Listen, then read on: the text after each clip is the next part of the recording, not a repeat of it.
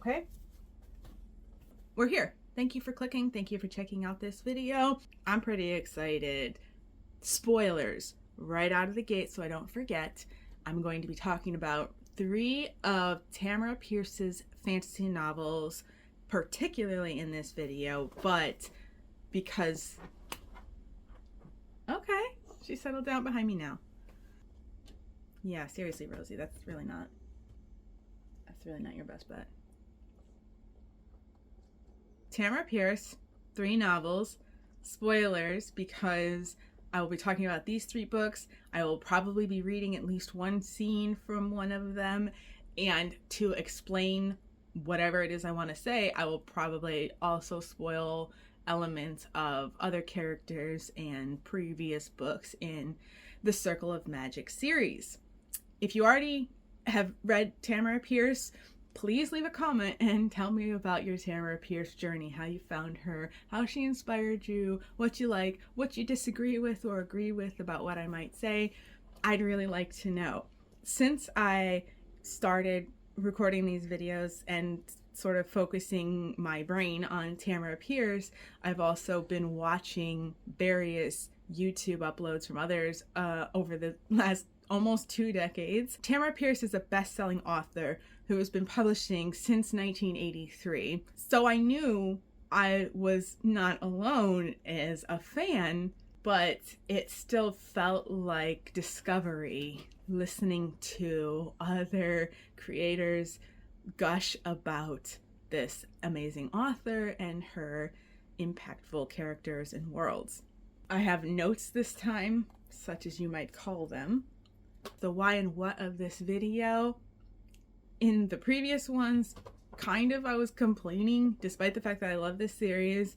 The focus somewhat was on issues, complaints, dislikes about the covers and whatnot. So this one is 11 things that I do like about the Circle Reforged standalone novels. I chose 11 since there's 11 books in the Circle series.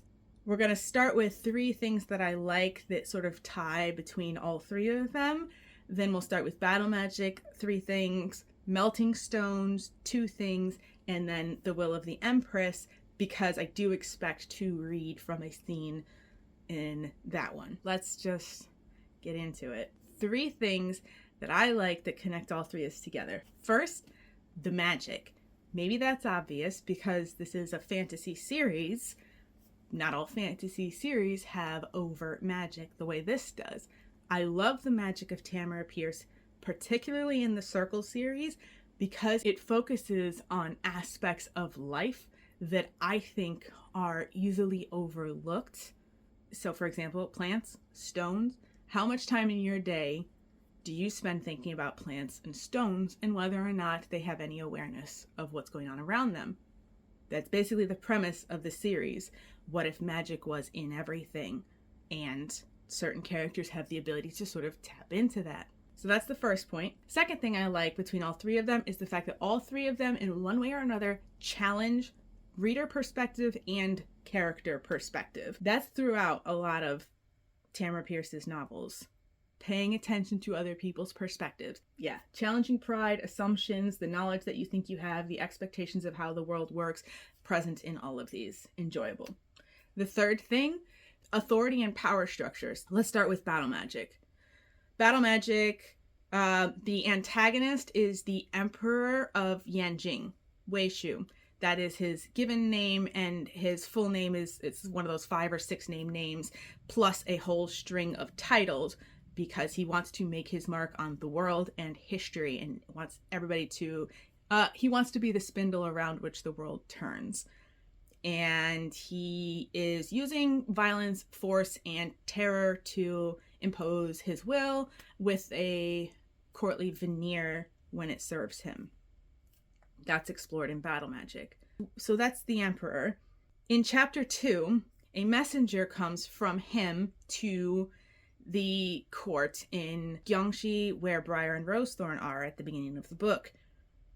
Briar asks the messenger what the messenger's name is, and the messenger replies that essentially in service to the Emperor, his own name was obliterated. He has no name. He has only the name of the Emperor. You have the God King. of Gyeonggi, who has no name. He is the go-between in his land between the gods and his people. So within one book, you have that contrast of the emperor whose name obliterates the names of his servants, and then you have the god king whose own name was obliterated, surrendered, forgotten, given up, not sure, it's not specified. Either way, he has no given name. He is god king, the go-between for the gods and his people. Pretense of the book. And then Melting Stones takes place on the Battle Islands that are ostensibly part of Emmeline, but are pretty autonomous, relying on themselves and no one else, also tending to be a pirate haven, although not presently during Melting Stone. It's kind of expected that they will come back because the islands are well positioned for people who don't really fit in with the authority structures of the mainlands. Will of the Empress, you have the Empress, Baronine, contrasting Weishu. Empress, Emperor, using full frontal violence as needed and putting a nice cover over it if he feels like it. Baronine, just as capable of the violence and brutality as Weishu is, actively preferring a more, not literal seduction, but the idea of seduction, the soft power as opposed to the bloody power, but she'll do that too if she needs to. So you get to see all that. You get to see those different authority structures between those three books. That's my number 3. Now we're going to go into battle magic and the 3 things that are my favorites of battle magic. I'm actually currently rereading it again. I think I felt like I wanted to go at it a little bit slower because when I did the reread for the purposes of the entire reread, as I said, I devoured this book. It's very enjoyable. Now I'm going even slower and enjoying it ever more. The 3 things that I like the best in this book. So, Evvy.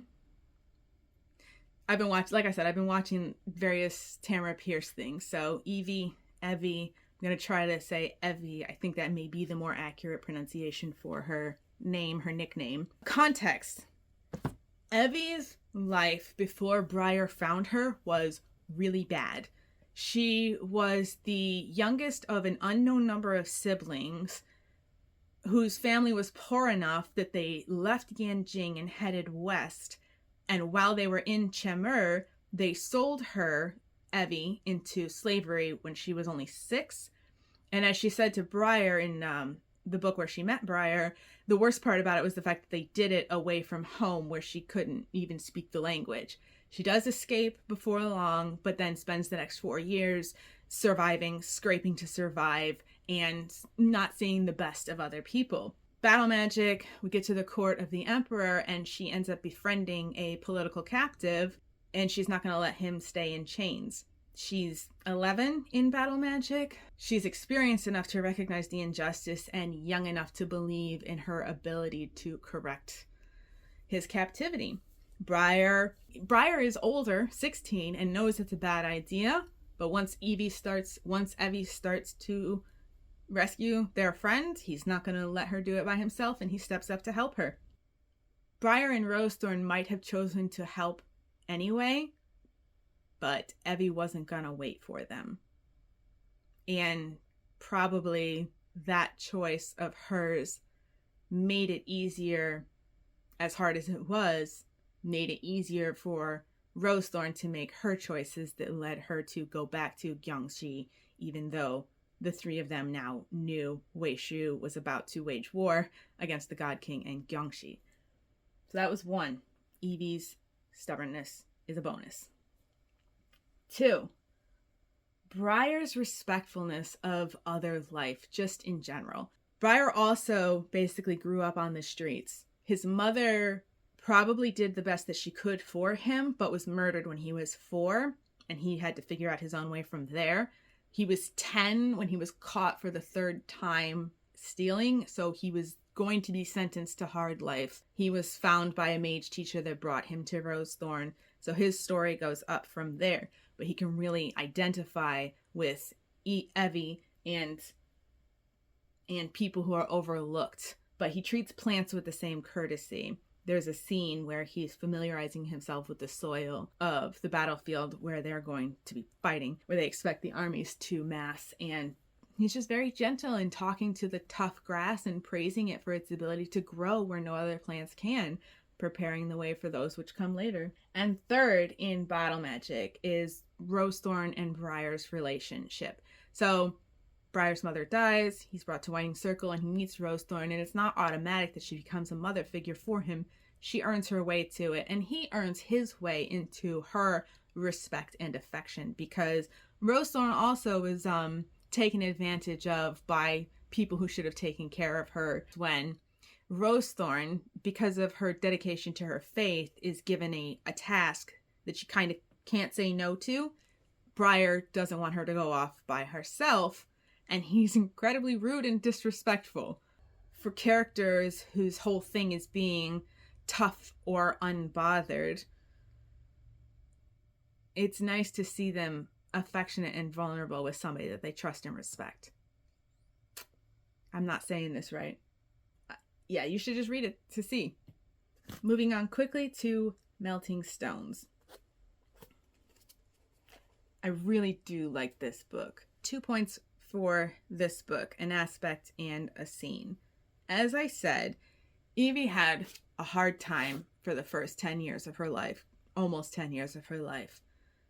So when she should have been learning how to be with people, she didn't have that opportunity. Instead, she had to learn how to not be hurt by people, and that was pretty much it. How to survive around people who initially she didn't even understand the language they spoke. The book is kind of her realizing that's how she feels and coming to terms with whether or not she wants to be like that. If she wants to be a person who shuts out other people and does not care what happens to them, or if she wants to be a person who does care about other people and cares about the impacts of her own actions. That would probably be the main theme throughout the book. And in the same vein, number 2, my favorite scene in Melting Stones, this was the very first thing that popped to my mind when I thought about doing this video. Spoiler warning one last time, events of the book. Towards the end, Evvy needs to lead volcano spirits away from the island through a crack in the earth under the sea to try and get them to burst from the sea bottom instead of through the island where people are living. Before she goes, we're talking about molten lava, we're talking about the crushing weight of the sea, we're talking about hair-fine cracks in the earth. And she very much could die and has multiple times come close to dying already in this barely 200-page book. 300 pages, wow. And she thanks each and every one of her body parts. It's just a very intense scene of recognizing the potential imminence of death, but how important it is to do it anyway, both to rectify an error that she made, as well as offering the possibility of life to other people who deserve it. Melting Stones, 2 great scenes, 2 great aspects. Lastly, The Will of the Empress. Also an easy one. The 3 things from this one that I have are a character, a plot point, and a scene. The character is Zhegorz. Zhegorz comes from a previous book, Cold Fire, which is the 3rd book in the Circle Opens quartet. Daja knew him, rescued him from a burning hospital building. When Zhegorz appears as a dirty, crazy old beggar approaching Sandry, Daja recognizes him and intervenes. Sandry would not have allowed any harm to come to Zhegorz, but she probably would have just given him some coins and gone on about her day. Daja brings him into the household instead, and Zhegorz is the opportunity. He doesn't even know that he's having the impact that he is. The 4 main characters, Daja, Triss, Sandry, and Briar, are sort of emotionally disconnected from each other because of the time span that they've spent apart and the traumas that they've kind of individually experienced without each other that they don't really want to share with each other at this point. Zhegorz forces them to demonstrate their humanity towards him, and in response, he unwittingly draws out their vulnerabilities and those things that they don't want to expose to each other and gives them some plain insight that they need. So I really appreciate Zhegorz and what he does for the story and for the characters. And they verbally acknowledge it in a couple of different places. Second, so for these next two parts, to make the most sense, I'm going to read the summary of the book real quick. The four mages of Tamora Pierce's Circle of Magic and the Circle Opens books are together again, but things aren't what they used to be. Daja, Briar, Triss, and Sandry have grown up and grown apart since their days together at Winding Circle, and Sandry's especially disappointed with the change.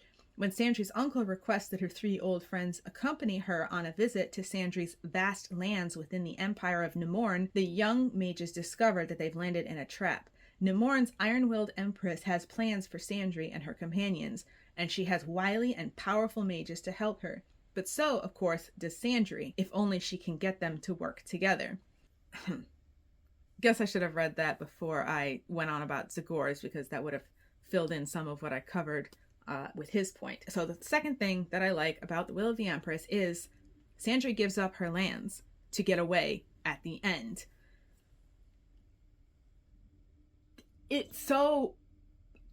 It was the most obvious thing for her to do. It was kind of the only thing for her to do. But she spent the entire book where it's not even a consideration or a potential possibility for her. They are her lands. It's her name.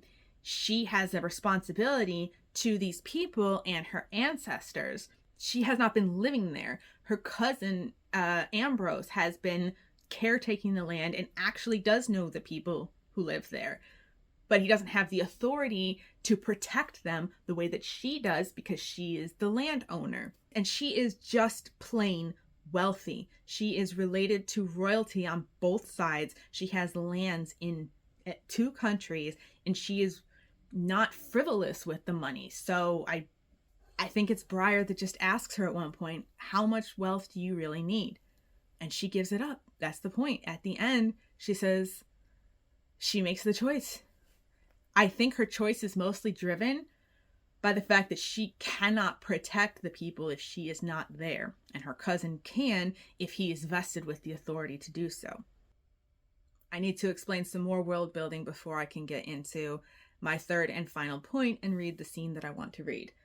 In Nemorn, there is a custom where a man may kidnap a woman and coerce, persuade, or force her to sign a marriage contract, and that marriage contract is legal. If the woman has a liege lord, like Sandry, they can petition the liege lord to set aside the contract. A liege lord may not choose to do so. In some contexts, this elopement is consensual on both parts. It's used perhaps to rush a marriage, to get around parental disapproval, or to get around an existing betrothal contract.